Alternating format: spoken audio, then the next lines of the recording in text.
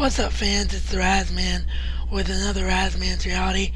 As you may or may not be able to tell, I'm wearing my reading glasses right now, and the reason for that is because I have a huge article for you from the Los Angeles Times about the future of Narnia. And yes, Narnians, it is very, very good news.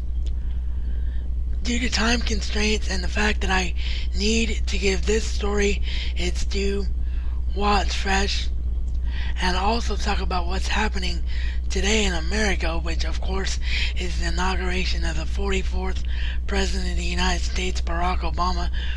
Regardless of your political affiliation, you want to be a part of history today, as it is the first African American president to ever take the oath of office. So that happens around noon Eastern time. It is all over television everywhere. I'm assuming even Canada and other countries could see it.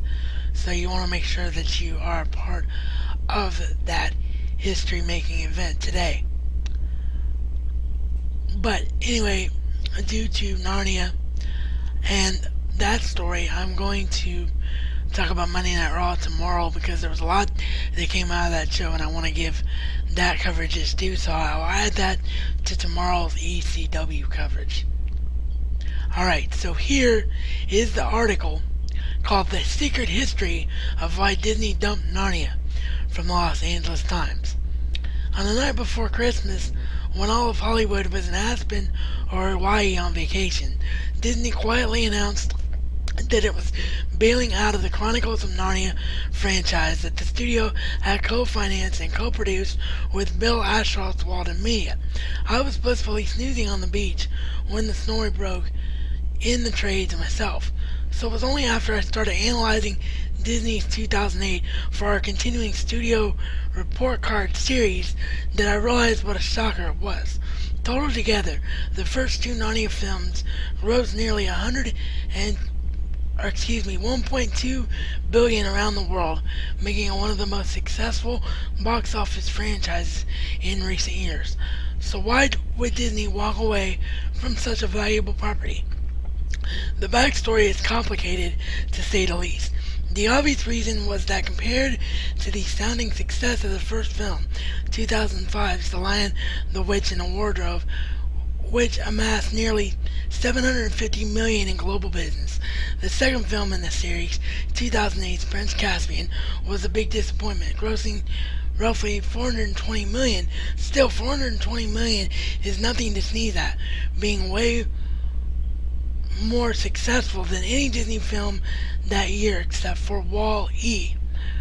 But it turns out that not only did Prince Caspian not bring in as much money, but it cost more to make and market, a lot more.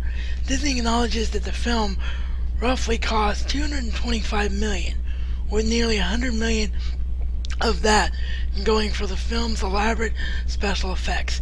Even worse, because the studio was trying to expand the series' audience by going after teen moviegoers as well as family, Disney overspent on marketing, with some insiders estimating that the studio spent $175 million on worldwide marketing for the film. But what really derailed Disney's involvement with Narnia was a nasty feud between the studio and Bill Ashford, the real estate baron and supporter of Christian cooperative causes, who seems to own half of America. Ashford has a stake or outright ownership of Regal Entertainment Group, the nation's largest theater chain, Staples Center, the Kodak Theater, the Los Angeles Galaxy, the LA Kings, London's Millennium Dome, and a string of US newspapers, including the San Francisco Examiner, and Walden Media, which has produced such films as Journey to the Center of the Earth, Nims Island, and Because of Winn-Dixie. So when Ashford gets into a dispute with Disney, we're talking about a true battle of the Titans. According to multiple sources, the once close relationship between Disney and Walden began to unravel when, after the first Narnia film cleaned up at the box office, Ashholtz essentially put a gun to Disney's head and demanded that the studio renegotiate its deal with Walden. Ashholtz insisted that Disney either give back a sizable chunk of the studio's lucrative distribution fee, or Ashholtz would distribute the Narnia series on its own. Believing the franchise was too good to give up, Disney reluctantly changed the terms of its Walden deal, but the renegotiation process poisoned relations between the two behemoths. When the second film faltered somewhat, there was so little goodwill left over that Disney had far less qualms about cutting the ties with the franchise. To be fair, Walden wasn't all that happy with the way Disney handled the film. The first movie had been released at Christmas, which seemed logical for a family-oriented picture. But when Disney saw that Prince Caspian was an edgier, more youth-oriented film, it decided to go after teenagers as well as filmgoers, dropping it in the shark-infested waters up against Indiana Jones and the Kingdom of the Crystal Skull and Iron Man. But it lost a large piece of its family following, which turned off by the edgier, not especially well-focused family marketing materials. I want to skip a little bit here due to time constraints and get to the meat of what this is saying.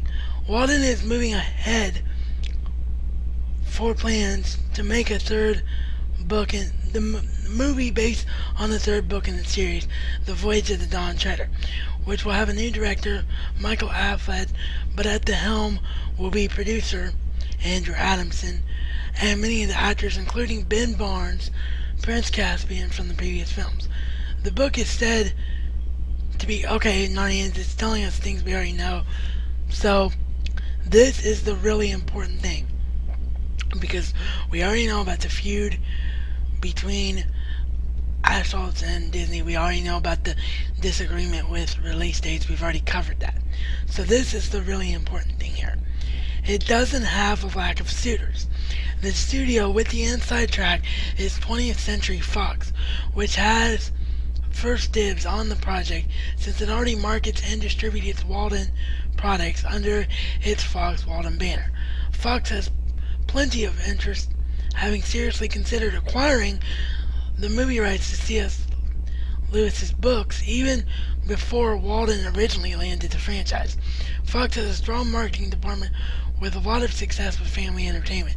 The studio's biggest hits last year were both family films, Horton Hears a Who and the year-ending Marley and Me. But Fox is famous for driving hard bargains and expressing financial discipline, so don't expect to see Dawn Treader costing anywhere near $225 million. Walden has been aiming to bring the new film in at around $140 million, which would be a far more enticing price tag for a 50-50 studio partner. If Fox passes, both Sony and Warner have expressed strong interest in the project. It could be a fit for either studio, a good one, giving Sony something it hasn't had in recent years, a fantasy-oriented